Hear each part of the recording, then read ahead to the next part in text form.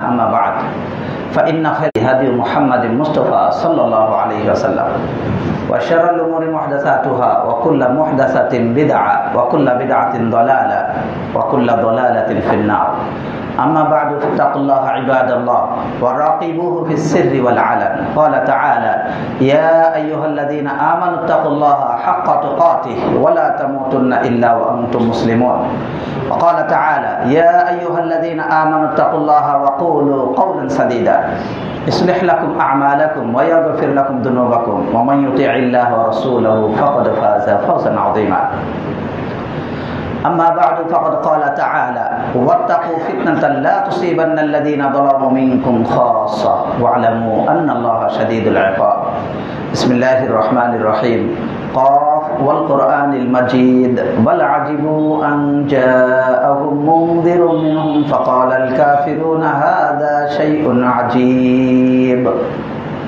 الحمد لله প্রশংসা আল্লাহ রাব্বুল আলামিনের জন্য যে আল্লাহ রাব্বুল আলামিন আমাদেরকে হাজারো কষ্ট ক্লেশের মাঝে যেখানে মুসলিমরা নির্যাতিত নিষ্পেষিত সেই অবস্থাতেও আল্লাহ রাব্বুল আলামিন আমাদেরকে নিরাপদে সালাতুল জুমআ আদায়ের জন্য মসজিদে আসার তৌফিক দান করেছেন তার শুকরিয়া বলি আলহামদুলিল্লাহ। সাথে দোয়া করি যারা নির্যাতিত নিষ্পেষিত মুসলিম ভাই বোন রয়েছেন আল্লাহ তাআলা তাদেরকে মুক্ত করুন আমিন। দরুদ ও সালাত বর্ষিত হোক মানবতার মুক্তি দূত আহমদ মুস্তাফা মুহাম্মদ মুস্তাফা সাল্লাল্লাহু আলাইহি ওয়াসাল্লামের উপর যে রাসূল সাল্লাল্লাহু আলাইহি ওয়াসাল্লামের আদর্শের মাঝে সকল ধরনের বিপদ আপদ থেকে মুক্তি পাওয়ার সুযোগ রয়েছে। যে রাসূল সাল্লাল্লাহু আলাইহি ওয়াসাল্লাম আমাদেরকে রেখেছেন সর্বাঙ্গীন সুন্দর নিখুঁত জীবন আদর্শ তার উপর দরুদ ও সালাত বর্ষিত হোক সকলে বলি সাল্লাল্লাহু আলাইহি ওয়াসাল্লাম। অতঃপর সম্মানিত মুসলিয়ানে কেরাম পর্দার আড়ালে প্রিয় বোনেরা মসজিদের সাথে মাদ্রাসার সাথে সংশ্লিষ্ট সকল দায়িত্বশীল ভাই বন্ধুরা সর্বোপরি আজকের এই খুতবার ব্যবস্থাপনার সাথে যারা জড়িত সকলের জন্য সর্বোপরি সকল মুসলমানের জন্য দোয়া করি আল্লাহ রাব্বুল আলামিন আমাদেরকে সঠিকভাবে দ্বীনের উপরে রাখুন আমিন। আমাদের সকলের শ্রম কষ্ট ক্লেশ দ্বীনের জন্য যা আমরা করে থাকি আল্লাহ তাআলা তা কবুল করুন আমিন। আমি আজকে আপনাদের সামনে যে বিষয় নিয়ে আলোচনা করব বলে আশা করছি তা হলো ফিতনা পরিচয় করণীয় বর্জনীয়। মূলত বিষয়টি মসজিদের পক্ষ থেকে আহ্বান করা হয়েছে সেই হিসাবে আজকের এই বিষয় নিয়ে কিছু আলোচনা করব বলে আশা করছি ওয়া মা তাওফীক ইল্লা বিল্লাহ আলাইহি তাওয়াক্কালতু ওয়া ইলাইহি উনীব। সম্মানিত দিনী ভাই বন্ধুরা পর্দার আড়ালে প্রিয় বোনেরা কিতাব এবং সুন্নাতে আমরা যদি কিতাব এবং সুন্নাহর দলিলগুলো খেয়াল করি যে সকল আয়াত এবং হাদিস আমাদের সামনে এসেছে তার বিষয়গুলো যদি আমরা খেয়াল করি তাহলে দেখব সেখানে ফিতনা সম্পর্কে বহু আলোচনা রয়েছে।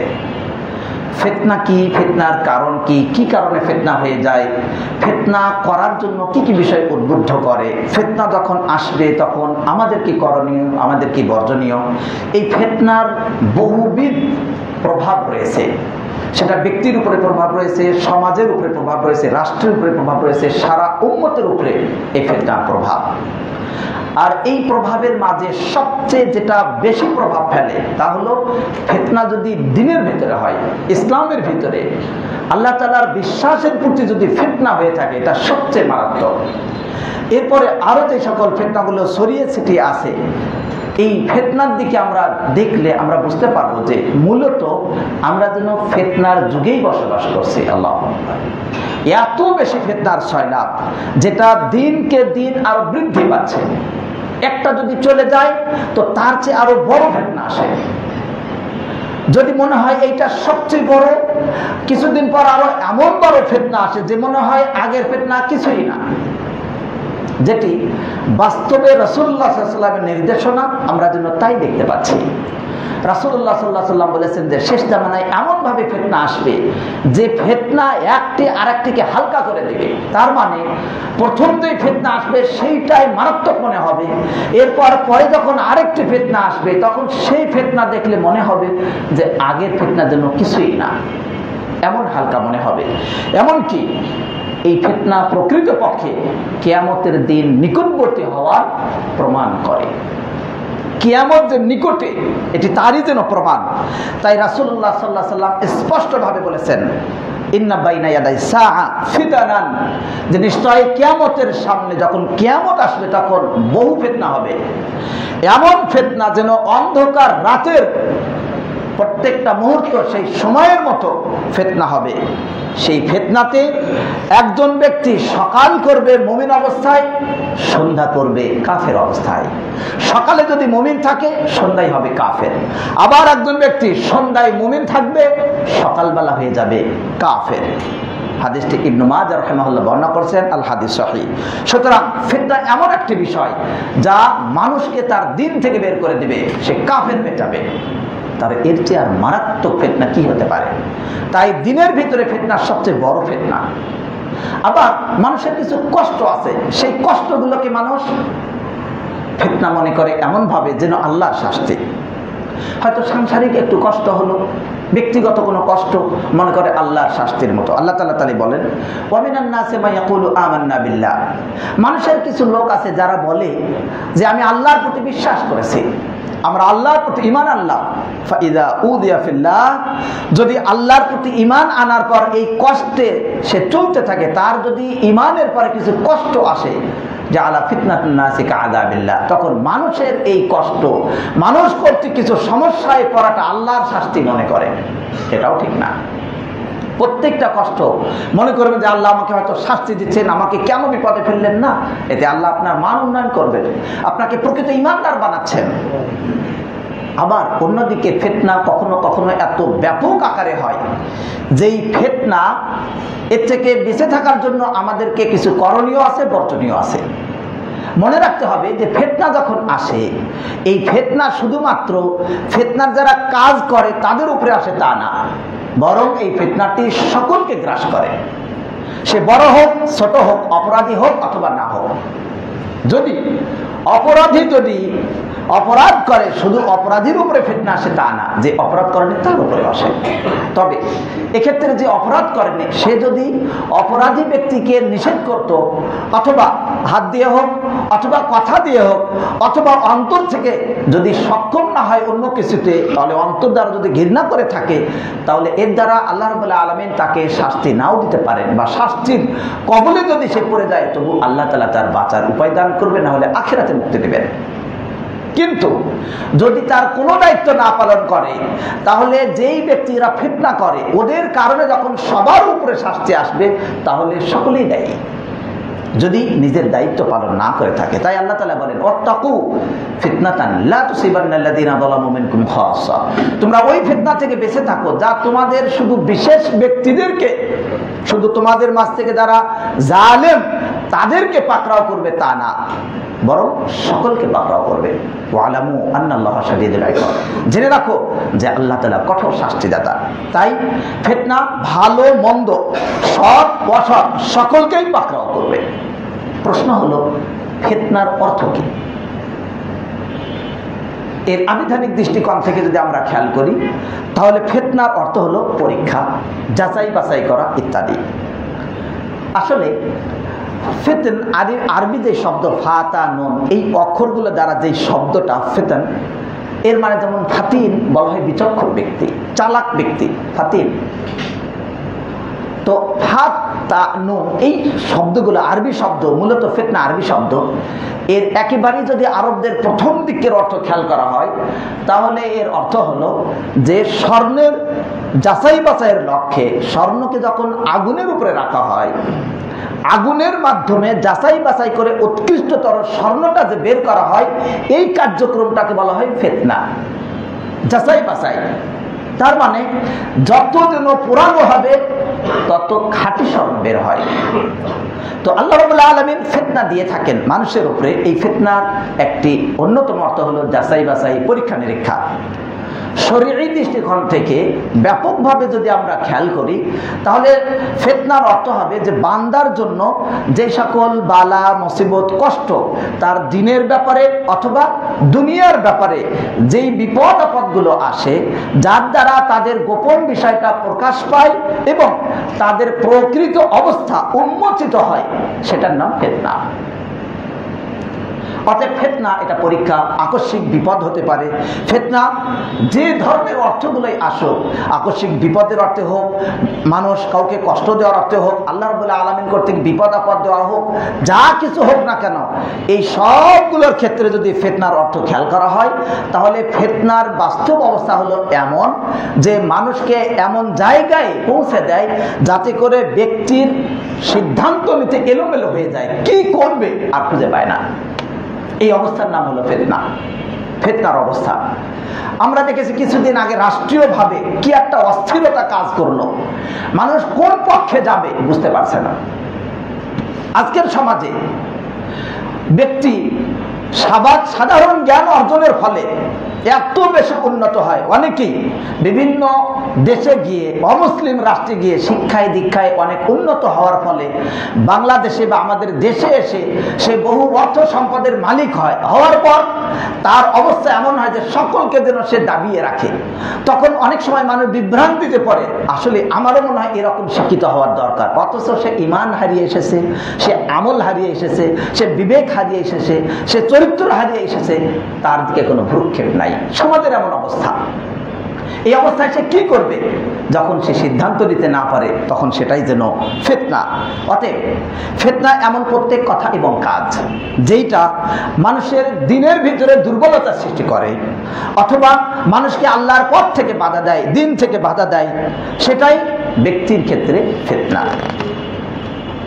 ফিতনা দ্বারা দুনিয়াবী শাস্তির উদ্দেশ্য হয়, যেমন অসুস্থতা, বিপদ আপদ, বালা মুসিবত, যেমন দুর্ভিক্ষ হওয়া, মানুষের অবস্থার অবিচলতা না থাকা বা অবিচলতা না থাকা, কেউ হয়তো বিচলিত হয়ে যায় এমন অবস্থা। ফিতনার অর্থ শাসক জালেম কর্তৃক মানুষের উপরে নিপীড়ন, নির্যাতন। ফিতনার অর্থ নিরাপত্তাহীনতা। ফিতনার অর্থ যত ধরনের কষ্ট ক্লেশ রয়েছে সবগুলোই ভালো কাজ থেকে আদেশ না করার কারণে, অসৎ কাজ থেকে নিষেধ না করার কারণে, শৈথিল্য প্রদর্শন এবং একে অপরকে তোষামত করে চলা ইত্যাদি সবই ফিতনার অন্তর্ভুক্ত। তাছাড়াও কোরআনে ফিতনা শব্দ যেই অর্থে ব্যবহার হয়েছে তার কিছু নমুনা আমরা খেয়াল করব। ইবনে বাজ রাহিমাহুল্লাহ সহ আর অনেকেই যারা এই বিষয়ে বলেছেন ফিতনা বিভিন্ন অর্থে আসে, তার মাঝে অন্যতম একটি শাস্তি আস্বাদন করা, শাস্তি পাওয়া। আল্লাহ তাআলা বলেন যুকু ফিতনাতাকুম, তোমরা তোমাদের শাস্তি আস্বাদন করো। হাযাল্লাযী কুনতুম বিহি তাসতাজিলুন, এই যে তোমরা তাড়াহুড়ো করতেছিলে যে শাস্তির জন্য কাফেরদের ব্যাপারে, এই শাস্তি আজকে আস্বাদন করো, কিয়ামতের দিন আল্লাহ তাআলা বলবেন। সুতরাং ফিতনার অর্থ শাস্তি। অনুরূপভাবে ফিতনা এর আরেকটি অর্থ হলো শিরক।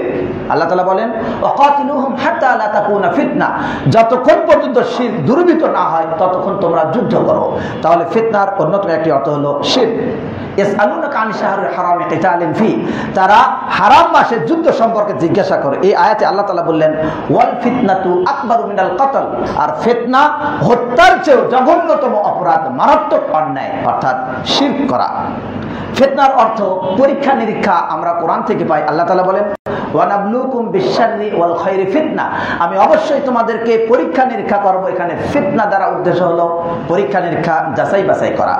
অনুরূপভাবে ফিতনার বিভিন্ন স্তর আছে যার দ্বারা মানুষ প্রকৃতপক্ষে ফিতনা থেকে বাঁচতে পারবে, এই জন্য এই অর্থগুলো জানা দরকার। ফিতনার অর্থ অন্যতম বিপদ আপদ মুসিবত, পূর্বে বলেছি, যার দলিল হলো আল্লাহ তাআলার আয়াত থেকে ওয়াত্তাকু ফিতনাতাল লা তুসিবান্নাল্লাযীনা যালামু মিনকুম খাসসা, বেঁচে থাকো সেই ফিতনা থেকে যা শুধু জালেমদের পাকড়াও করবে না। অতএব এখানে উদ্দেশ্য হলো ফিতনা। ফিতনার অবস্থাতে মানুষের কিছু করণীয় যে আছে তার মাঝে অন্যতম আমরা জানতে পারবো, যেমনটি রাসূলুল্লাহ সাল্লাল্লাহু আলাইহি ওয়াসাল্লামের হাদিস। রাসূলুল্লাহ সাল্লাল্লাহু আলাইহি ওয়াসাল্লাম এই ফিতনার যুগে কেউ যদি অন্যায় করে, অপরাধ করে, ফিতনাকে আরো উস্কে দেয়। যেমন রাষ্ট্রীয়ভাবে একটি অবস্থা চলছে অন্তর্বর্তী সরকারের অধীনে, সেই জায়গায় কোনো একজন ব্যক্তি হঠাৎ এমন একটা ইস্যু নিয়ে আসে যে ইস্যুটার কারণে অনেকেই বুঝতে পারে না যে আসলে এই ইস্যুর দ্বারা উদ্দেশ্য কি, উদ্দেশ্য বিশৃঙ্খলা তৈরি করা, কিন্তু বুঝতে পারে না, যার ফলে অনেকে সেই জায়গায় গিয়ে ঘাপটি মেরে ভালো একটা কথা বলে ভেতরে চুরি করার ইচ্ছা করে, অনেক মানুষকে কষ্ট দেওয়ার ইচ্ছা করে, বিশৃঙ্খলা তৈরি করে। এই অবস্থাতে আমাদের করণীয় কি? এ ব্যাপারে রাসূলুল্লাহ সাল্লাল্লাহু আলাইহি ওয়াসাল্লাম বলেছেন, এই ধরনের উস্কে দেওয়া থেকে যারা অস্থিরতা তৈরি করবে, ফিতনায় জড়িয়ে যাবে, তাদের ব্যাপারে রাসূলুল্লাহ সাল্লাল্লাহু আলাইহি ওয়াসাল্লাম পুরো সমাজকে একটা উদাহরণ দিলেন। এই সমাজ যেন শৃঙ্খলিত থাকে, অন্যায় যদি হয়, অপরাধ যদি হয়, সকলের দায়িত্ববোধ থেকে এই অন্যায়ের ফিতনা থেকে বাঁচার জন্য রাসূলুল্লাহ সাল্লাল্লাহু আলাইহি ওয়াসাল্লাম পূর্ণ একটি উদাহরণ দিলেন এই পুরো সমাজের জন্য। রাসূলুল্লাহ সাল্লাল্লাহু আলাইহি ওয়াসাল্লাম বললেন, যেটি আমরা বুখারী মুসলিম সহ অন্যান্য সহিহ হাদিসে আমরা পাবো ইনশাআল্লাহ। তাহলে এই রাসূলুল্লাহ সাল্লাল্লাহু আলাইহি ওয়াসাল্লাম বলেন, যেই ব্যক্তি ফিতনার অবস্থায় থাকে, ওই অবস্থায় আল্লাহর সীমারেখায় দণ্ডায়মান ব্যক্তি এবং আল্লাহর সীমারেখায় পতিত ব্যক্তি, তাদের উদাহরণ হলো এই একটি জাহাজের ন্যায়। সেই জাহাজের মাঝে, দোতলা জাহাজে নিচতলায় কিছু ব্যক্তি আছে, উপরতলায় কিছু ব্যক্তি আছে। লটারি করার মাধ্যমে এই জায়গা নির্ধারণ হলো, হওয়ার পর নিচতলায় যারা জায়গা পেল তাদের কাছে পানি নেই, খাবার নেই, অথবা খাবার থাকলেও শুধু পানি নেই। এই পানি না থাকার ফলে তাদের বারবার পানি প্রয়োজন হয়, তারা উপরতলায় যায়, গিয়ে সেখান থেকে পানি নিয়ে আসে। উপরতলা থেকে যখন পানি নিয়ে আসে, তো বারবার যাওয়ার ফলে বারবার এমনি শৌচ কাজের জন্য পানি প্রয়োজন হতে পারে, ওযু করা, গোসল করা ইত্যাদি বিভিন্ন কাজে পানির প্রয়োজন। বারবার উপরে যাওয়াতে তখন উপরওয়ালা যারা, দোতলায় যারা আছে, তারা বিরক্ত হলো এই ব্যক্তিদের উপরে, কেন তারা বারবার উপরে আসে পানি নেওয়ার জন্য। যখন বিরক্ত হলো, রাগান্বিত হলো, নিচতলার কিছু অল্প বুদ্ধির মানুষ, তারা তখন চিন্তা করলো যে তাদের কাছে যাওয়ার জন্য যেটা তারা বিরক্ত হয় বারবার, আমাদের তাদের কাছে যাওয়ার কি দরকার? আমাদের জাহাজের নিচেই তো পানি আছে, তাহলে আমরা যদি জাহাজটা ফুটো করি, ফুটো করার পরে এই জাহাজটা ছিদ্র করার ফলে সেখান থেকে আমরা আরামসে পানি পাবো, তাদের কাছে যাওয়ার আমাদের কোনো প্রয়োজন নেই। আর আমরা জানি সাগরের পানি এটা গোসল করার জন্য বৈধ, খাওয়ার জন্য বৈধ, স্বাভাবিক পানি যে সকল কাজে বৈধ ব্যবহার করা যায়। সাগরের পানি যদিও সেটা লবণাক্ত, তবুও এই পানি সব ক্ষেত্রেই ব্যবহার করা যায়। এরপর তারা জাহাজকে ছিদ্র করতে শুরু করলো। এবার নিচতলায় যারা আছে, এই নির্বোধ বা অল্প বুদ্ধির ব্যক্তিদের, যারা ভবিষ্যৎকে টার্গেট করতে পারে না, ভবিষ্যতে কি করতে হবে, আরো 2 বছর 5 বছর পরে কি করণীয়, সেটা যাদের বুদ্ধি নাই, যারা এই বিবেক দিয়ে আগামী কয়েক বছর বা ভবিষ্যতের অবস্থা যে বুঝতে পারে না, এই ধরনের ব্যক্তি এরকম অন্যায় করে সাময়িক উপকারের জন্য, সাময়িক লাভ পাবে বলে, কিন্তু দীর্ঘস্থায়ী ক্ষতি হয়। সেই দৃষ্টিকোণ থেকে এই ব্যক্তিরা যখন নৌকা বা জাহাজকে ছিদ্র করতে শুরু করলো, তখন অন্য ব্যক্তিরা যদি চুপ থাকে, তাদের হাত যদি না ধরে, তাদেরকে যদি বাধা না দেয়, তাহলে ওই নির্বোধ ব্যক্তিরা ডুববে। তার পাশে জ্ঞানী ব্যক্তি থাকলে সেও তার করণীয় না করার কারণে সেও ডুববে, উপরতলাও ডুববে, নিচতলাও ডুববে, পুরো সমাজ ধ্বংস হয়ে যাবে। এটি উদাহরণ দিয়েছেন বিশ্বনবী মুহাম্মদ সাল্লাল্লাহু আলাইহি ওয়াসাল্লাম। তাই ফিতনার যুগে যখন সমস্যা তৈরি হবে, সেই সমস্যাতে কিছু করণীয় আছে, কিছু বর্জনীয় আছে। ফিতনার সময় ধৈর্য ধারণ করতে হবে, কষ্ট হতে পারে 2-1টি, কিন্তু তার জন্য সময় দিতে হবে। ভবিষ্যতের জন্য যেন উন্নয়ন হয়, তার জন্য ধৈর্য ধারণ করে চলতে হবে। বিচক্ষণ ব্যক্তিদেরকে, অল্প বুদ্ধির ব্যক্তিদের, নির্বোধ ব্যক্তিদেরকে বোঝাতে হবে যে বিশৃঙ্খলা করা উচিত নয়। আল্লাহ রাব্বুল আলামিন ফিতনা দিয়ে থাকেন। ফিতনার আরো কিছু প্রকার আমরা একটু পরে আলোচনা করব বিইذنিল্লাহ। এবারে বলতে চাই, আল্লাহ তাআলা কেন ফিতনা দেন, ফিতনা দেওয়ার কারণ কি, আল্লাহ তাআলা এর দ্বারা কি চান? আমাদের কাছে বিপদ দিবেন, একজন কম বুঝবে, একজন বেশি বোঝে, একজন আরেকজনের উপর অন্যায় করছে, একজন দিনের উপরে চলে, আরেকজন দিনকে মানার কারণে তার উপরে ঝাঁপিয়ে পড়ে, একজন কোরআন এবং সুন্নাহকে আঁকড়ে ধরার জন্য সহিহ আকীদা গ্রহণ করে, আহলুল হাদিস হয়ে যায়। আর ওই ব্যক্তি আহলুল হাদিস হওয়ার কারণে আরেকজন ব্যক্তি তাকে মারপিট করে, সে যে মসজিদে সালাত আদায় করে মসজিদকে নষ্ট করে দেয়, মসজিদকে ধ্বংস করে দেয়। এই যে বিভিন্ন রকম ঘটনা ঘটে, এই ফিতনার কারণ কি, কেন আল্লাহ তাআলা দিয়ে থাকেন? আমরা পূর্বেই বলেছি ফিতনার অন্যতম অর্থ হলো পরীক্ষা। আল্লাহ রাব্বুল আলামিন এইগুলোকে দেন যাচাই বাছাই করার জন্য, মুমিন এবং কাফেরকে আলাদা করার জন্য, মুমিন এবং মুনাফিক থেকে, খাঁটি মুমিন মুনাফিক দুইটাকে আলাদা করার জন্য, প্রকৃত কাফের প্রকৃত মুসলিম প্রকৃত মুমিনকে নির্বাচন করার জন্য। ফলে যাচাই বাছাই হয়ে যাবে মানুষের সামনে কে মুমিন আর কে কুমিন। আল্লাহ তাআলা তাই বলেন, আহসিবান নাসু আন ইউতরাকু আন ইয়াকুলু আমান্না ওয়া হুম লা ইফতানুন। মানুষ কি এই ধারণা করে যে সে ঈমান এনেছে, এই কথা বললেই তাকে ছেড়ে দেওয়া হবে আর তাকে পরীক্ষা করা হবে না? ওয়ালাকাদ ফাতান্নাল্লাযীনা মিন ক্বাবলিহিম ফালা ইয়ালামান্নাল্লাহু আল্লাযীনা সাদাকু ওয়া লা ইয়ালামান্নাল কাযিবিন। আমি অবশ্যই পূর্ববর্তীদেরকে পরীক্ষা করেছি, তাদের পূর্বে যারা ছিল, অতঃপর আল্লাহ তাআলা অবশ্যই জানবেন যে তাদের মাঝে ঈমানে কে সৎ, আর তিনি মিথ্যুকদেরকেও জানবেন। প্রশ্ন হতে পারে, আল্লাহ তো আগের থেকেই জানেন, আবার কি জানবেন? উত্তর হলো, আল্লাহ রাব্বুল আলামিন আগের থেকে জানেন, কিন্তু তাকেও জানিয়ে দিবেন, মানুষও জানতে পারবে, আল্লাহ তাআলা বাস্তবভাবে তা প্রমাণ করে দিবেন কে মুমিন আর কে কুমিন, কে কাফের কে মুসলিম। তবে এই যে আল্লাহ তাআলা পরীক্ষা করবেন, এর দ্বারা মর্যাদা বৃদ্ধি পাবে। দুনিয়াতে কোনো ব্যক্তি কষ্টে পড়লো, লাঞ্ছিত হলো, নির্যাতিত হলো, এর দ্বারা হতাশার কোনো কিছু নেই। কারণ রব্বুল আলামিন আরহামুর রাহিমিন, সবচেয়ে দয়াবান আল্লাহ তাআলা, যিনি কোন করলে সঙ্গে সঙ্গে হয়ে যাবে, তিনি ইচ্ছা করলে সবকিছুকে ধ্বংস করে দিতে পারেন, তিনি ইচ্ছা করলে মুমিনকে বিজয় দিতে পারেন, তিনি ইচ্ছা করলে একদিনে রাসূলুল্লাহ সাল্লাল্লাহু আলাইহি ওয়াসাল্লামের জন্য সারা বিশ্বব্যাপী ইসলাম ছড়িয়ে দিতে পারতেন। নবী সাল্লাল্লাহু আলাইহি ওয়াসাল্লামকে দণ্ডান মোবারক শহীদের কোনো প্রয়োজন ছিল না। রাসূলুল্লাহ সাল্লাল্লাহু আলাইহি ওয়াসাল্লামকে 23 বছর যাবত কষ্ট করে দিন প্রচারের কোনো প্রয়োজন ছিল না, কারণ আল্লাহ ইচ্ছা করলে একদিনেই পারতেন, কিন্তু তা দেন নেই। হিকমা, আল্লাহর প্রজ্ঞা এটার দাবি রাখে। তাই আল্লাহ তাআলা বলেছেন, আমি অবশ্যই যাচাই বাছাই করে দেখব। আর এক্ষেত্রে লাভ কি হবে? লাভ হলো এই, রাসূলুল্লাহ সাল্লাল্লাহু আলাইহি ওয়াসাল্লাম বলেছেন, ইন্না ইযামাল জাযা মা'a ইযামিল বালা।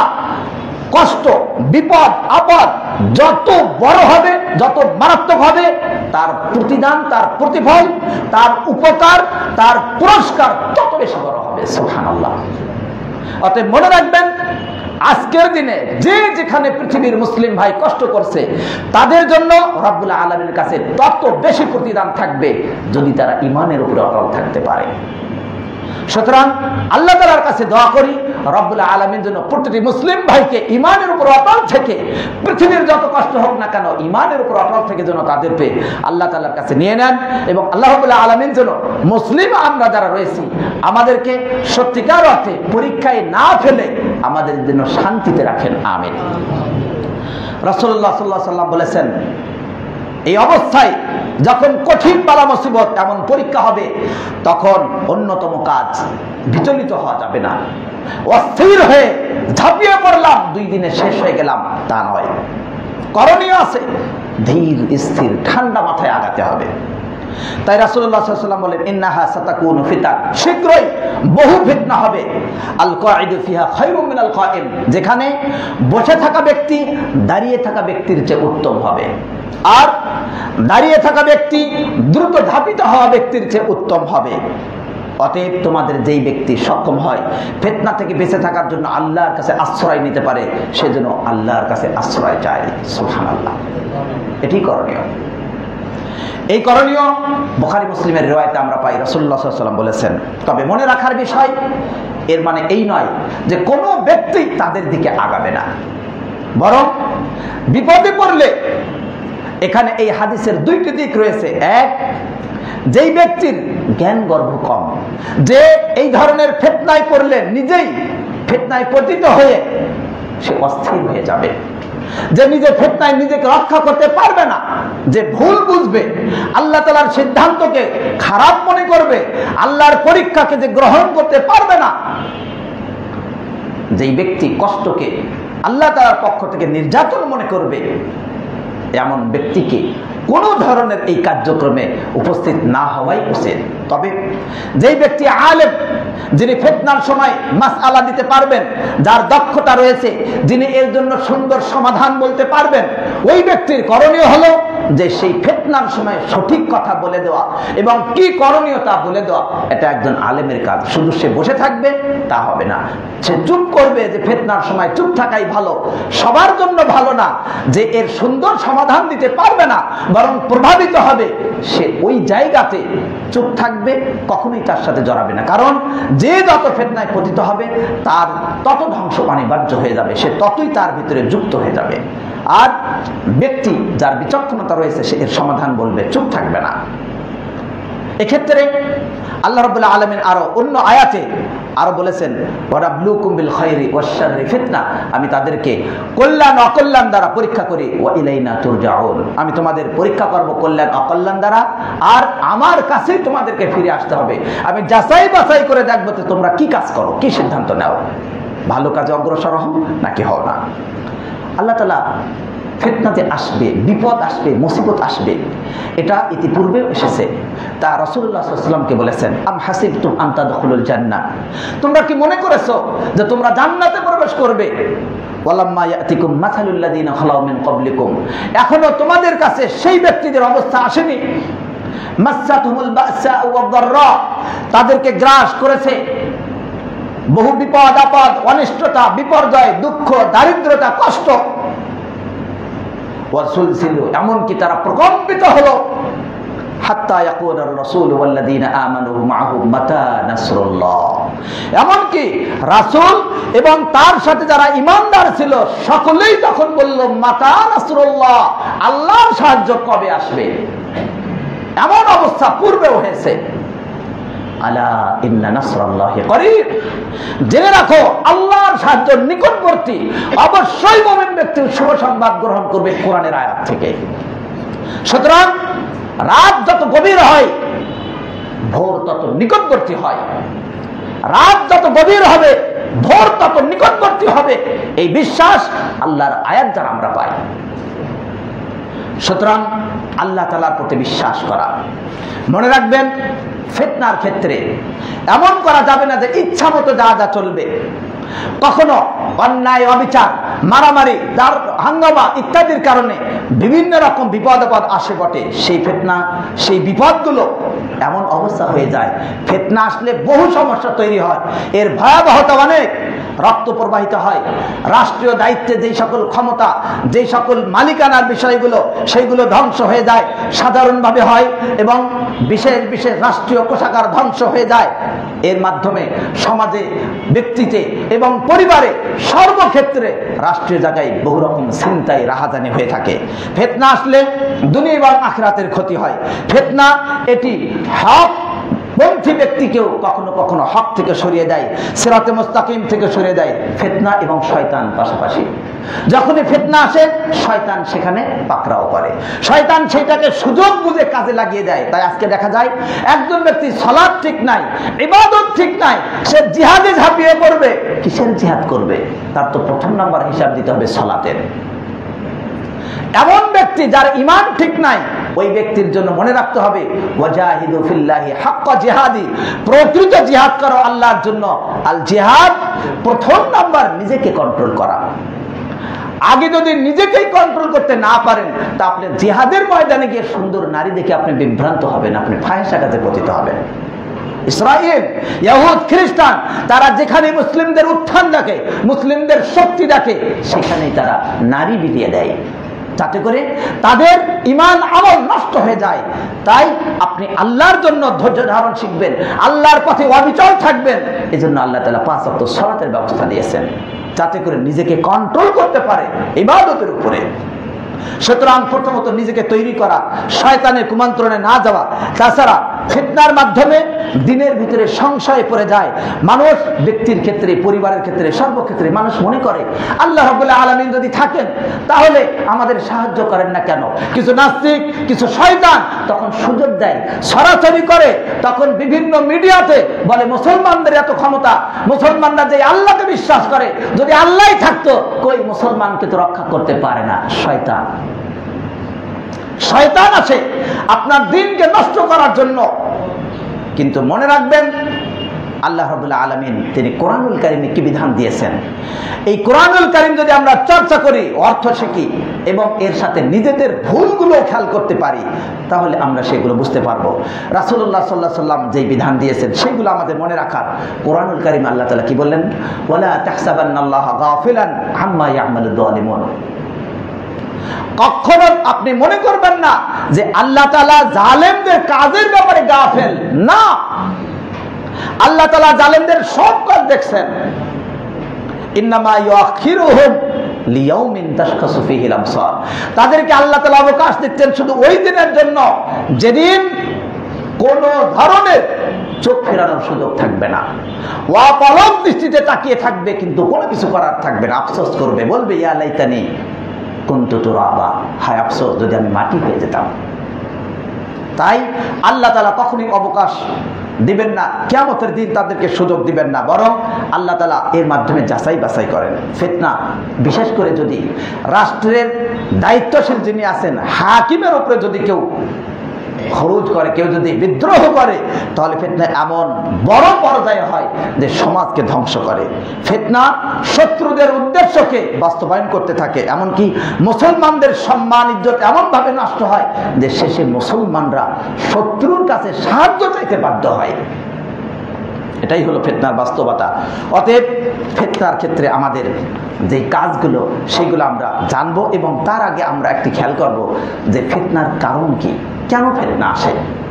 আল্লাহ তাআলা ফিতনা দিয়ে এটা হিকমত, তাৎপর্য হলো মুমিনকে কুমিন থেকে আলাদা করেন, মুনাফিক থেকে আলাদা করেন, তার সম্মান বাড়ান, তার মর্যাদা দেন। এমনকি যেই ব্যক্তি প্রকৃতপক্ষে ঈমানদার হবে, আল্লাহ রাব্বুল আলামিন তাকে অবশ্যই রাজত্ব দান করবেন, রাষ্ট্র দান করবেন। মনে রাখবেন, আমাদের এইগুলো আমাদের কারণ। ফিতনা যেই সকল কারণে আসে তার মাঝে এক নাম্বার হলো শুভা, সংশয়, বিভ্রান্তি, এটা অন্তরের বিষয়। ফিতনা ব্যক্তিগতভাবে সংশয়, একজন ব্যক্তি স্বাভাবিকভাবে সুন্দর আছে বটে, কিন্তু সে আল্লাহর প্রতি বিশ্বাস ঠিক নাই। যেমন একজন ব্যক্তির উদাহরণ আমরা বুখারী মুসলিম থেকে পাবো। রাসূলুল্লাহ সাল্লাল্লাহু আলাইহি ওয়াসাল্লামের বর্ণিত হাদিসে পাই, একজন ব্যক্তি আল্লাহ সম্পর্কে বিশ্বাস করতে গিয়েও ফিতনায় পড়ে গেল। সে নিজে অন্যায় অত্যাচার করতে এমন ভাবে অন্যায় করেছে যে তার অস্তিত্ব যদি আল্লাহ ধরে শেষ করে দিবে, এই ভয়ে সেই ব্যক্তি বলল যে আমি যদি মারা যাই তাহলে আমাকে পুড়িয়ে জ্বালিয়ে ছাই উড়িয়ে বাতাসে দিয়ে পানিতে দিয়ে শেষ করে দেবে। ফিতনা, শুবহা, সংশয়, সংশয় থেকে বিভ্রান্তি। কারণ সে মনে করলো এইভাবে সে মুক্তি পাবে। আজকে আমাদের অনেক ব্যক্তি আছে যারা অন্যায় করে, অপরাধ করে, সেই অপরাধকে ঢাকতে আরেকটা অপরাধ করে। সে জানে না ইয়াউমা তুবলা সারাইর, যেদিন সব গোপন বিষয় প্রকাশ করে দেওয়া হবে, কি হবে। তাই ফিতনা এক নম্বর যেটি ঘটনা ঘটে সংশয়ের কারণে। এই সংশয় থেকে সে মুসলিমকে কাফের বলে, সে জানে না যে এটা কাফের হওয়ার মতো কোনো অবস্থা নেই। সে মুসলমানকে যাকে তাকে মুনাফিক বলে, ইহুদি বলে, ইহুদির দালাল বলে, সংশয় থেকে। সে দ্বীনকে বুঝতে ভুল করেছে, যার কারণে মুসলিমকে অমুসলিম বলতেও সে ভয় পায় না। তার দ্বীনের সঠিক জ্ঞান নেই, সে একটি বিভ্রান্তিতে রয়েছে দ্বীনের ব্যাপারে। সেটাই আহলে হাদিস মসজিদকে বলে শিয়া মসজিদ, পরিচয় করিয়ে দেয়। কারণ তার সংশয় যারা এইভাবে চলে তারা তো মুসলমান না প্রকৃতপক্ষে। এটা হলো দ্বীনের সংশয়। এই সংশয় মুসলমানের মাঝে দ্বন্দ্ব তৈরি করে দেয়, হিংসা বিদ্বেষ তৈরি করে দেয়, মসজিদকে জ্বালিয়ে দিতে সাহায্য করে এই সংশয়। এর জন্য দরকার খাঁটি জ্ঞান, দূরদৃষ্টি সম্পূর্ণ জ্ঞান দরকার। অন্যদিকে আরেকটি কারণ হলো শাহওয়া, প্রবৃত্তি, কুপ্রবৃত্তি, মনের চাহিদা বাসনার কারণে ফিতনা তৈরি হয়। তাই মানুষ হালাল এবং হারাম পার্থক্য করে না। শাহওয়াতের কারণে নারীর সাথে বিভিন্ন অবৈধ সম্পর্ক তৈরি করে যুবক যুবতী, তরুণ তরুণী, তাদের মাঝে এটা বেশি। অন্যদিকে এমন অনেক মানুষ আছে তার কুপ্রবৃত্তির কারণে সে যেন নারীর পেছনে এত ধাপিত হয় যে তার বয়স কত হচ্ছে সে তার খবর রাখে না, দাড়ি পেকে যায়, চুল পেকে যায়, আবার কলম লাগিয়ে যুবক সাজতে চায়। সে জানে না যে আল্লাহ তাআলা তার বয়স দান করেছেন, এটাই তার বাস্তবতা। সে নারীর কারণে, অন্য কোনো কারণে, প্রবৃত্তির কারণে, এই শাহওয়াতের কারণে সে নিজেকে খাঁটি মুসলিম হিসেবে যেই করণীয়, সেই করণীয় উপরে সে রাখতে পারে না। আপনি একজন মুসলিম, আপনার মনকে আল্লাহমুখী করবেন। লিমা জিতু বিহি, নবী সাল্লাল্লাহু আলাইহি ওয়াসাল্লাম বলেছেন ততক্ষণ মুমিন হবে না যতক্ষণ না তার মনকে, তার নিজেকে আমি যা নিয়ে এসেছি তার আনুগত্যশীল করলো। নবী সাল্লাল্লাহু আলাইহি ওয়াসাল্লাম বলেছেন তোমরা দাড়িকে রঙিন করো যদি সাদা হয়ে থাকে, তবে কালো ব্যতীত। আপনি কালো লাগালেন আর অন্যগুলো বাদ দিলেন, আপনি অনুসরণ করলেন প্রবৃত্তির, ছেড়ে দিলেন নবী সাল্লাল্লাহু আলাইহি ওয়াসাল্লামের হাদিস। আবার নবী সাল্লাল্লাহু আলাইহি ওয়াসাল্লাম নিষেধ করলেন দাড়ি বড় করতে, ছেড়ে দিতে, আর আপনি শেভ করলেন, অনুসরণ করলেন খ্রিস্টান, ইহুদি। আপনি যে ইহুদিকে, যে খ্রিস্টানকে আপনি এতভাবে লাঞ্ছিত করার চেষ্টা করছেন, যার জন্য আপনি যুদ্ধে যাচ্ছেন, তার আদর্শ দিয়ে আপনি রাষ্ট্র পরিচালনা করছেন, তার আদর্শ দিয়ে আপনি ব্যক্তিকে পরিচালিত করছেন, কি যুবক, কি বৃদ্ধ, কি ছোট, কি বড়। তাহলে এটা অন্যতম একটি ফিতনা, সংশয়ের ফিতনা, বিভ্রান্তি এবং কুপ্রবৃত্তির ফিতনা। অতএব রাসূলুল্লাহ সাল্লাল্লাহু আলাইহি ওয়াসাল্লাম এই ফিতনাগুলোর কথা বলেছেন, ইয়াতাকারাবুজ জামান, সময় কাছাকাছি হয়ে যাবে, ফিতনা তখন বৃদ্ধি পাবে।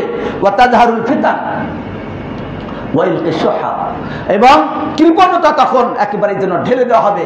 ওয়া ইয়াকসুরুল হারাজ, এবং হত্যা বৃদ্ধি পাবে।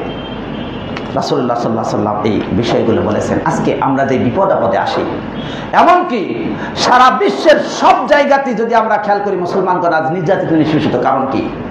অন্যতম কারণ নিজেদের হাতের কামাই। কারণ কি? রাসূলুল্লাহ সাল্লাল্লাহু আলাইহি ওয়াসাল্লাম সহ সাহাবায়ে কিরাম তারা যে আদর্শে ছিলেন, আমরা আজকে সেই আদর্শে নাই। আজকে আমরা মুসলিম, কিন্তু মুসলমান হওয়ার পরেও শুধু আমরা নামে মুসলিম। আজকে আমরা বিপদে পড়লে আমাদের বহু ভাই তারা চলে যায় মূর্তির কাছে, অথবা মূর্তির কাছে না গেলে তারা চলে যায় কবরের কাছে, মাজারের কাছে, ওলিয়া উলিয়ার কাছে, যেখানে চাইবে আল্লাহর কাছে, চাই সে ফকিরের কাছে, পীরের কাছে, মাজারের কাছে। আল্লাহ তাআলা নবী পাঠালেন যাতে করে বান্দার দাসত্ব না করে বান্দার রবের দাসত্ব করে। আর আমরা আজকে গেলাম বান্দার দাসত্ব করতে, আমরা আজকে গেলাম ফকিরের কাছে, মাজারের কাছে। এই ধরনের ফিতনা আল্লাহ তাআলা বলেন, ওমা আসাবাকুম মুসিবাতিন ফাবিমা কাসাবাত আইদিকুম ওয়া ইয়াফু আন কাসীর। তোমাদের কাছে যেই বিপদ আপদ মুসিবত আসে তা তোমাদের হাতের কামাই, তবে আল্লাহ তাআলা অনেকগুলোই মাফ করে দেন। যদি সবগুলো দ্বারা পাকড়াও করতেন, তাহলে আমরা আজকে কি অবস্থায় থাকতাম?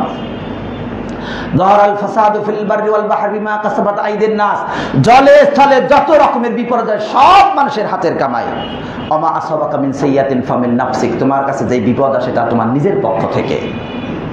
কেন দেন আল্লাহ তাআলা? আল্লাহ বললেন লাআল্লাহুম ইয়ারজিউন, যেন তারা ফিরে আসে আল্লাহর দিকে, যেন ফিরে আসে, আকীদা সংশোধন করে। আজকে যদি আকীদা সংশোধন হতো, আমল সংশোধন হতো, তাহলে আল্লাহ রাব্বুল আলামিন রাজত্ব দান করতেন। আল্লাহ তাআলা বলেন, ওয়া'দাল্লাহুল্লাযীনা আমানু মিনকুম ওয়া আমিলুস সালিহাত লাস্তাখলিফান্নাহুম ফিল আরদ, যারা ঈমান এনেছে, সৎকর্ম করে, আল্লাহ তাদেরকে ওয়াদা করেছেন অবশ্যই তাদেরকে আল্লাহ তাআলা রাজত্ব দান করবেন। বল সুবহানাল্লাহ। সুতরাং আমরা শুধুমাত্র ক্রন্দন করব না, শুধুমাত্র চেঁচামেচি করব না, কিন্তু এর মানে এই নয় যে মুসলমানদের বিষয়ে আমরা ছেড়ে দেব। বরং মুসলমানদেরকে ঈমান এবং আমলে তাজা হতে হবে। সাহায্য আসবে আল্লাহর পক্ষ থেকে। নিজেরা শক্তি দিয়ে সবকিছু করে আমরা পারবো না, কারণ এই শক্তি সাহায্যের বিষয় আল্লাহর পক্ষ থেকে যদি না আসে তবে হবে না। ওয়ালা ইয়ানসুরান্নাল্লাহু মা ইয়ানসুরু, আল্লাহ অবশ্যই তাকে সাহায্য করবে। যে আল্লাহকে সাহায্য করবে কিভাবে? ঈমান এবং আমল দ্বারা। অতএব দুইটা যদি হয় তবে আল্লাহ তাআলা অবশ্যই তাদেরকে সাহায্য করবেন। ইয়াবুদুনানি লা ইশরিকুনা বি শাইআ, তারা আমার ইবাদত করবে, আমার সাথে কাউকে শরীক করবে না। এই কাজ যদি হয় তবে আজ আল্লাহ তাআলা সর্বদাই রাজত্ব দেওয়ার জন্য আল্লাহ তাআলা ওয়াদা করেছেন। সুবহানাল্লাহ। দিনী ভাই বন্ধুরা, আল্লাহ তাআলা আর বলেন, আলা ইয়ারানা আন্নাহুম তারুনা ফি কুল্লি আami মাররাতান আও মাররাতাইন, তারা কি দেখে না যে তারা একবার দুইবার করে প্রতি বছর ফিতনায় পড়ে? সুম্মা লা ইয়াতুবুন ওয়া লা হুম ইয়াযাক্কারুন, তারপরও তারা তওবা করে না, তারা ফিরে আসে না। এগুলো কেন বললাম? আল্লাহ তাআলা বলেছেন, ইয়ালামু আন্নাল্লাহ ইউহিল আরদা বা'দা মাউতিহা, জেনে রাখো জমিন মৃত হওয়ার পর আবার আল্লাহ তাআলা তাকে তাজা করেন। তার মানে আমাদের ঈমান যেটা মরে গেছে, আমাদের ঈমান দুর্বল হয়ে গেছে, আল্লাহর সম্পর্কে জানার পরে আমাদের ঈমান যেন তাজা হয়, আমাদের আমল যেন সঠিক হয়। আল্লাহ তাআলা আমাদের তৌফিক দান করুন, আমিন। তিনি ভাই বন্ধুরা, 5টি সমস্যা আসে 5টি কারণে। ফিতনা, যখন কোনো কওমের মাঝে অশ্লীলতা বৃদ্ধি পায় তখন তাদের মাঝে মহামারী বৃদ্ধি পায়। যখন কোনো কওম তারা ওজনে কম দেয় তখন তাদেরকে পাকড়াও করেন আল্লাহ তাআলা অনাবৃষ্টি দ্বারা, তাদের খাদ্য কমিয়ে দেন এবং তাদের উপরে জালিম শাসন দান করেন। যখন মানুষ যাকাত দেওয়া থেকে বন্ধ করে দেয় আল্লাহ তাআলা আকাশ থেকে বৃষ্টি বর্ষণ করা বন্ধ করে দেন। তবে চতুষ্পদ জন্তু আছে, তাদের দয়ায় আল্লাহ তাআলা বৃষ্টি দান করেন। সুবহানাল্লাহ। আজকে আমরা কয়জন যাকাত দেই? আল্লাহ যে রহমত করবেন। যাকাত রমজান মাসে আমরা যাকাত দিয়েছি বটে, 1 কোটি টাকার যার যাকাত, 5 লাখ টাকা যাকাত দিয়েছে, 20 লাখ টাকা যাকাত দিয়েছে।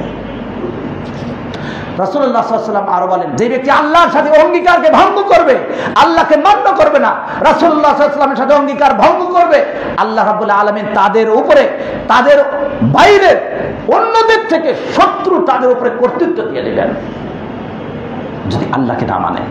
এবং যেই ব্যক্তি, যাদের আইম্মা, যাদের ইমামগণ, যাদের শাসকগণ কিতাব এর মাধ্যমে ফয়সালা করবে না, আল্লাহ রাব্বুল আলামিন তাদের উপরে শাস্তি দান করবেন। আজকে কয় জায়গায় কিতাব দ্বারা শাসন হয়? হাদিসটি ইবনে মাজাহ বর্ণনা করেন, আলবানী বলেছেন হাসান। দিনী ভাই বন্ধুরা, আরো কয়েকটি ফিতনার উদাহরণ আমরা খেয়াল করব। 1 নম্বর, এই ফিতনাগুলোর মাঝে অন্যতম একটি ফিতনা হলো অন্যকে কাফের বলার ফিতনা। রাসূলুল্লাহ সাল্লাল্লাহু আলাইহি ওয়াসাল্লাম বললেন, যে কোনো ব্যক্তি যে কোনো ভাইকে যদি কাফের বলে তাহলে তাদের যে কোনো একজনের কাছে ফিরে আসবে, অর্থাৎ সে যদি কাফের না হয় তাহলে যে বলেছে সে কাফের। আজকে যদি বলা হয় ইহুদি অথবা ইহুদির দালাল, তাহলে যেই ব্যক্তি যাকে ইহুদি বা ইহুদির দালাল বলবে সে যদি ইহুদির দালাল না হয় তাহলে ইহুদির দালাল বা ইহুদি হবে কে? হাদিস ইমাম বুখারীর। অনুরূপ ভাবে এই কাফের বলার কারণে বিভিন্ন রাষ্ট্রের শক্তি সামর্থ্যকে খর্ব করা হয়, মুসলমানদের সম্মান শ্রদ্ধা মুসলিম রাষ্ট্রের প্রতি কমে যায়, যার ফলে একে অপরের মাঝে হিংসা বিদ্বেষ রক্তাক্ত হয়, কিন্তু সম্পর্কের উন্নয়ন হয় না। তাই সকলে মিলে একসাথে অমুসলিমদের বিরুদ্ধে ঝাঁপিয়ে পড়া যায় না। 2 নম্বর ফিতনা, হত্যার ফিতনা। এই হত্যা রাসূলুল্লাহ সাল্লাল্লাহু আলাইহি ওয়াসাল্লাম যেমনটি বলেছেন, পূর্বে উল্লেখ করেছি, কিয়ামতের আগে হত্যা বৃদ্ধি পাবে। এমনকি এমন ভাবে হত্যা ঘটতে থাকবে যে একজন ব্যক্তি অপরজন ব্যক্তিকে হত্যা করবে, যে হত্যা করলো সেও জানবে না কেন হত্যা করেছে, যাকে হত্যা করা হলো সেও জানবে না যে কেন হত্যা করা হলো। একটি ঘটনা জানলাম এই খিলগাতে, একটি দোকানদার আরেকজন ব্যক্তি তার কাছে হয়তো বাকি নিয়েছে বা অন্য কিছু, এটা মিডিয়ার মাধ্যমে জানা, সত্য মিথ্যা আল্লাহ ভালো জানেন। কিন্তু এমন ঘটনা অহরহ ঘটে যে অল্প কয়েক টাকা বাকির জন্য, বাকি যখন পরিশোধ করতে যাবে, পরিশোধ না করে যেই ব্যক্তি বাকি দিয়েছে, ঋণ দিয়েছে, ঋণদাতা ঋণ গ্রহীতার কাছ থেকে যখন টাকা চায় তখন তার মেজাজ চলে যায়, অথবা কোনো মানুষের সামনে বলার কারণে তার মেজাজ এত গরম হয়, তার তখন কষ্ট লাগে, তার মনের ভিতরে আলাদা রকম একটা ক্ষতি, আলাদা রকম একটি জ্বালা তৈরি হয়, যার ফলে কি করে, যেই ব্যক্তি ঋণদাতা তার উপরে আঘাত করে, তাকে স্তব্ধ করে দিতে চায়। এমনই ঘটনা বহু ঘটছে। 10 টাকা, 5 টাকা, 100 টাকা, 200 টাকার জন্য মানুষকে হত্যা করছে, সে জানে না যে কেন হত্যা করলো, এই কাজটা তার ঠিক হলো কি ব্যাঠিক হলো। এই হত্যার ফিতনা। আজকে এই হত্যার জন্যই সারা বিশ্বব্যাপী মুসলিম অমুসলিমের মাঝে তো হত্যা রয়েছেই, কিন্তু ব্যক্তির মাঝে এমন কাজ ঘটে যাচ্ছে। তাই আমাদেরকে এখান থেকে সাবধান থাকা দরকার। দিনী ভাই বন্ধুরা, আজকে অমুসলিম কর্তৃক মুসলমানকে এত বেশি হত্যা করা হচ্ছে যে যার ইঙ্গিত আমরা ইতিমধ্যে পেয়েছি। তাদের অবস্থা দেখে মনে হচ্ছে যে আল্লাহ তাআলার সেই বাণী আজকে প্রমাণ হচ্ছে, যেখানে আল্লাহ রাব্বুল আলামিন বলেছেন, ওয়ামা নাকামু মিনহুম ইল্লা আন ইউমিনু বিল্লাহিল আজিজিল হামিদ। আল্লাহ রাব্বুল আলামিন বলেছেন যে তাদেরকে শাস্তি দেওয়া হয়েছে শুধু তারা এই কারণে যে তারা প্রশংসিত আল্লাহর প্রতি ঈমান এনেছে, এই কারণেই তাদেরকে শাস্তি দেওয়া হয়েছিল। কুতিলা আসহাবুল উখদুদ, উখদুদ সেই আগুন প্রজ্বলিতকারী, তাদেরকে আল্লাহ তাআলা ধ্বংস করুন। যেমন ভাবে তাদেরকে আল্লাহ তাআলা ধ্বংস করুন, অনুরূপ ভাবে আজকে ঈমান আনার কারণে মুসলিমদের উপরে যে ইহুদি এবং খ্রিস্টান নির্যাতন চালাচ্ছে, শাস্তি দিচ্ছে, হত্যা করছে, এই গাসেব, এই নির্যাতনকারী লুণ্ঠনকারী ইহুদি খ্রিস্টানদেরকে আল্লাহ তাআলা ধ্বংস করে দিন, আমিন। আল্লাহ রাব্বুল আলামিন সব দেখছেন বটে, কিন্তু মনে রাখবেন আল্লাহ তাআলা ছেড়ে দেন, কিন্তু আল্লাহ তাআলা ছাড় দেন কিন্তু ছেড়ে দেন না। তাই আমাদেরকে সর্বদাই মনে রাখতে হবে ইলমের সাথে এগুলো ফয়সালা করা। আজকে অন্যতম আরেকটি ফিতনা হলো ভারসাম্য নষ্ট করে দেওয়া। কে মিথ্যুক আর কে সত্যবাদী চেনা যায় না। একজন মিথ্যুক সে সত্যবাদী রূপে আপনাকে ধোঁকা দেয়, আর একজন সত্যবাদীকে মিডিয়ার মাধ্যমে ভালোটাকে খারাপ করে, খারাপটাকে ভালো করে মানুষের সামনে প্রকাশ করে দেওয়া হচ্ছে। যেটা রাষ্ট্র তাওহীদের উপরে, কোরআন এবং সুন্নাহর উপরে, সেখানে অন্যায় থাকতে পারে কিন্তু তার জন্য শাস্তির ব্যবস্থা রয়েছে। এই সুন্দর রাষ্ট্রকে মানুষের কাছে একটি অপদার্থ রাষ্ট্র বলে পরিচয় করে দেওয়া হচ্ছে। আর শিয়া কর্তৃক মিডিয়ার মাধ্যমে অন্যায় ওয়াদাদিত আমাদের সাহাবীকে, নবী সাল্লাল্লাহু আলাইহি ওয়াসাল্লামের সাহাবী থেকে গালি দেওয়া যায় শিয়া, সেই শিয়াকে খলিফাতুল মুসলিমিন বলে প্রকাশ করা হচ্ছে।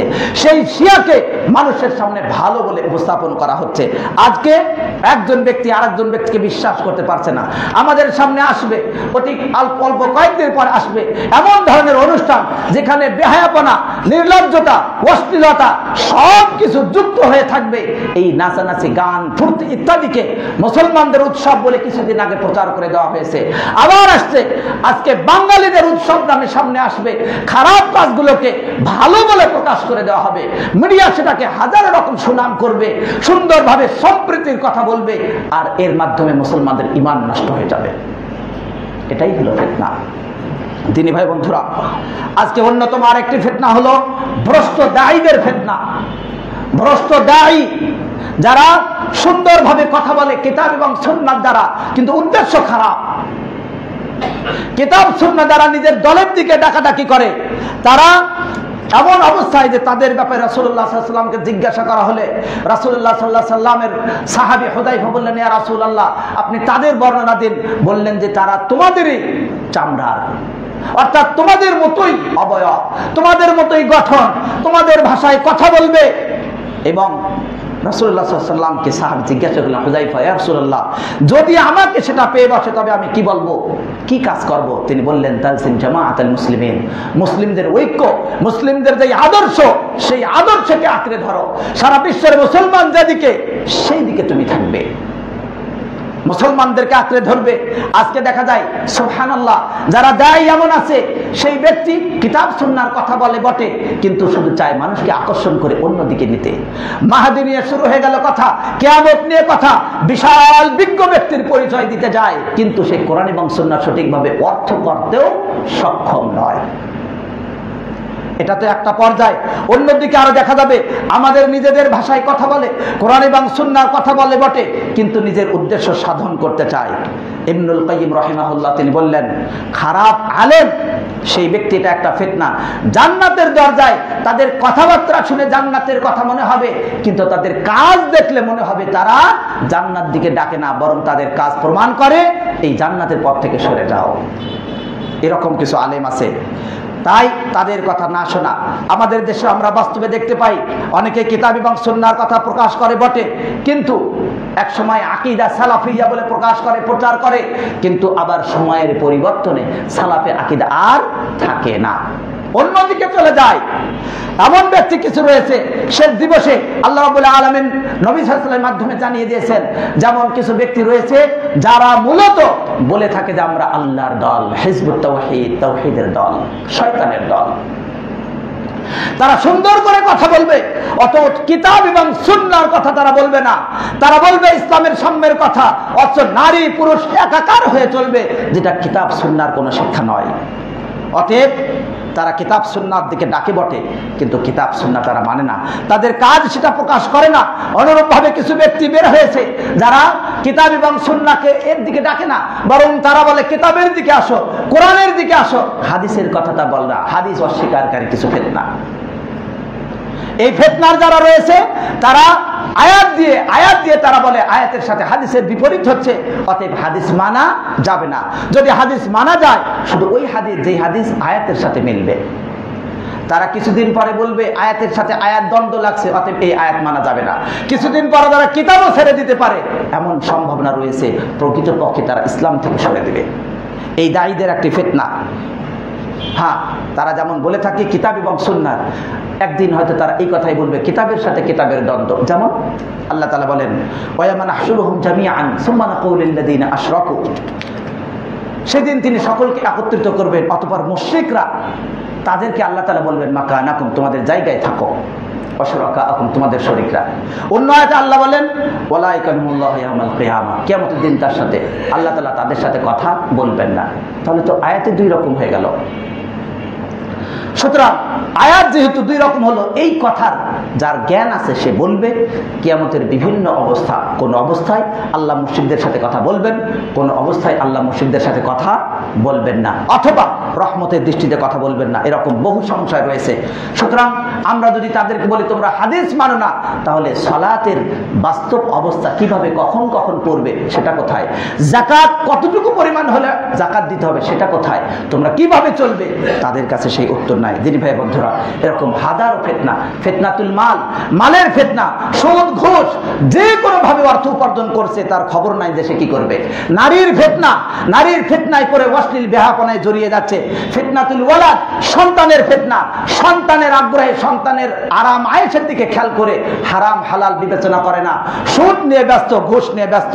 কাফেরদের ফিতনা ইতিপূর্বে বললাম তারা বহু রকম নির্যাতন করছে। তাই আসুন আমরা সত্যিকার অর্থে দিনের ভিতরে যত ফিতনা আছে এগুলোতে বেঁচে থাকি। আল্লাহ তাআলা আমাদের তৌফিক দান করুন, আমিন। আলহামদুলিল্লাহ, ওয়াসসালাতু ওয়াসসালামু আলা রাসূলিল্লাহ ওয়া আলা আলিহি ওয়া সাহবিহি ওয়া মান ওয়ালাম বা'দ। বিশেষ করে ফিলিস্তিন সম্পর্কে তিনটি দিক খেয়াল করব। এক নম্বর দায়িত্ব শাসকদের। তারা কি করবে? রাষ্ট্রীয়ভাবে কাফেরদের এই নির্যাতনের সময় রাষ্ট্রীয়ভাবে চাপ প্রয়োগ করবে, যাতে করে তারা বাধ্য হয় এই নির্যাতন থেকে সরে আসতে। বিভিন্ন রাষ্ট্রের মাধ্যমে তারা অর্থনৈতিকভাবে অন্যকে চাপ দিতে পারে, তারা কূটনৈতিকভাবে চাপ দিতে পারবে। প্রয়োজন হলে একজন মুসলিম রাষ্ট্রের শাসক তার সৈন্যবাহিনীকে ইহুদ খ্রিস্টানদের বিপরীতে চালিয়ে দিতে পারবে। এটা রাষ্ট্রের দায়িত্ব। আলেম ওলামা তারা মুসলিমদের এই ফিতনার সময় কি করবে? মানুষকে সচেতন করবে, ইহুদ খ্রিস্টানদের যে নিকৃষ্টতম স্বভাব সেই বিষয়ে সতর্ক করবে। এবং সাধারণ ব্যক্তি তারা কি করবে? তারা তাদের জায়গা থেকে মনের ভিতরে ঘৃণা করবে এবং তাদের যত অর্থ সম্পদ, উন্নয়নের যত পথ আছে, যে সকল আসবাবপত্র বা পণ্যের মাধ্যমে তারা অর্থ উপার্জন করে, এই সবগুলোকে নিজেদের সাধ্যমতো বয়কট করবে। এবং এই দায়িত্ব সকলের। এটা যদি বয়কট করে অর্থনৈতিকভাবে তারা ডাউন খাবে, তারা নিচে চলে যাবে। এবং সর্বদাই সকলেই মুসলিমদের জন্য দোয়া করবে। সাথে সাথে রাস্তাঘাট এখানে সেখানে হাই হুল্লোড় করে রাস্তাঘাট বন্ধ করে মানুষের জন্য যেন ক্ষতি কেউ না করে সেটাও চেষ্টা করতে হবে। মুসলমানদের ক্ষতি করে আর এক মুসলমানের জন্য আমি দোয়া করব, তার পন্থাটাও সঠিক হতে হবে। তাছাড়া মনে রাখতে হবে যে আমরা একে অপরের জন্য পরীক্ষা। কাফের মুসলমানদের জন্য পরীক্ষা, মুসলমান কাফের জন্য পরীক্ষা, মুমিন ব্যক্তি অন্যদের জন্য পরীক্ষা, ধনী গরিবের জন্য পরীক্ষা, গরিব ধনীর জন্য পরীক্ষা, গরিব কেমন করে ধনীর সাথে আর ধনী কেমন আচরণ করে, নারী পুরুষের জন্য পরীক্ষা, পুরুষ নারীর জন্য পরীক্ষা, স্বামী স্ত্রীর জন্য পরীক্ষা আর স্ত্রী স্বামীর জন্য পরীক্ষা। অনুরূপভাবেই একজন আলেম সাধারণ মানুষের জন্য পরীক্ষা আর সাধারণ মানুষ আলেমের জন্য পরীক্ষা, নবী উম্মতের জন্য পরীক্ষা, উম্মত নবীর জন্য পরীক্ষা, যে যথাযথ দায়িত্ব প্রত্যেককে তার পালন করলো কিনা, নবী পৌঁছালো কিনা আর উম্মত মানলো কিনা। এভাবে প্রত্যেক ব্যক্তি একে অপরের জন্য পরীক্ষা, হাজারো রকমের পরীক্ষা। আল্লাহ তাআলা এক কথাই বলেছেন ওয়ালাকাদ ফাতান্না বা'দাকুম আলা বা'দ, একে অপরকে পরীক্ষা করব। সারমর্ম আমাদের কাজ কি? এক, তাকওয়া, আল্লাহকে ভয় করা, সকল অন্যায় থেকে বিরত থাকা। দুই, আল কিতাব ওয়াস সুন্নাহ, কিতাব এবং সুন্নাহকে আঁকড়ে ধরা। কিতাবে আল্লাহ সাবধান করে দিয়েছেন আল্লাহ জালেমকে ছাড়বেন না, অতএব আল্লাহর উপরে ভরসা করা, কিতাবকে আঁকড়ে ধরা এবং সুন্নাহ পাকড়াও করা, আঁকড়ে ধরা সুন্নাহকে, এই কারণে যে জানবে সে বুঝাবে, যে জানবে না ফিতনায় পতিত হবে না। একাই শুধুমাত্র এই জোশের বসে হুশ হারালে চলবে না। আসুন আমরা সত্যিকার অর্থে মেনে নিই। আল্লাহ তাআলা আমাদের কবুল করুন, আমিন। রব্বানা আতিনা ফিদ দুনিয়া হাসানাহ ওয়া ফিল আখিরাতি হাসানাহ ওয়া কিনা আযাবান নার। দিনী ভাই বন্ধুরা, যারা ফিলিস্তিনে নির্যাতিত আল্লাহ তাদেরকে মুক্তি দান করুন, আমিন। যারা নিষ্পেষিত হচ্ছেন আল্লাহ তাদেরকে করুণা করে দয়া করে মুক্ত করে দিন, আমিন। আমাদেরকে যথাসম্ভব তাদের প্রতি সাহায্য সহযোগিতা করার তৌফিক দান করুন, আমিন। অত্যন্ত খুশির সংবাদ, ফিলিস্তিন মুসলিম অসহায় মুসলিমদের জন্য অর্থ সংগ্রহ, ত্রাণ সংগ্রহের জন্য বাংলাদেশ জামায়াতে আহলে হাদিস ব্যবস্থাপনা নিয়েছে। এই জন্য এই মসজিদ থেকেও যেহেতু জুমার এই সালাতের পরে সংগ্রহ করা হবে মসজিদের দ্বিতীয় তলায়। সিঁড়িতে পুরুষ দিবেন আর মহিলাদের জন্য আলাদা বাস থাকবে, সেখান থেকে তারা দিবেন। আগামী কয়েকদিন টাকা তোলা হবে এবং অন্য সময় আমরা আমার এই দানটা আমরা দিতে পারি অন্য সময় সেক্রেটারি সাহেবের কাছে, ইমাম সাহেবের কাছে এবং আরও অর্থ যারা দায়িত্বশীল আছেন তাদের কাছে জমা দেব। বাংলাদেশ জমিয়তে আহলে হাদিসের মাধ্যমে এটা সম্পূর্ণরূপে সুন্দরভাবে দায়িত্ব পালন করা হবে যেন তারা পান। আল্লাহ তাআলা আমাদের এই ভালো কাজে অংশগ্রহণে তৌফিক দান করুন, আমিন। যারা সুন্দরভাবে মনোযোগ সহকারে খুতবা শুনলাম, আল্লাহ আমাদেরকে কবুল করুন, আমাদেরকে পাপ মোচন করার মতো ইবাদত করার তৌফিক দান করুন, আমিন। ওয়া আখিরু দাওয়ানা আলহামদুলিল্লাহি রাব্বিল আলামিন।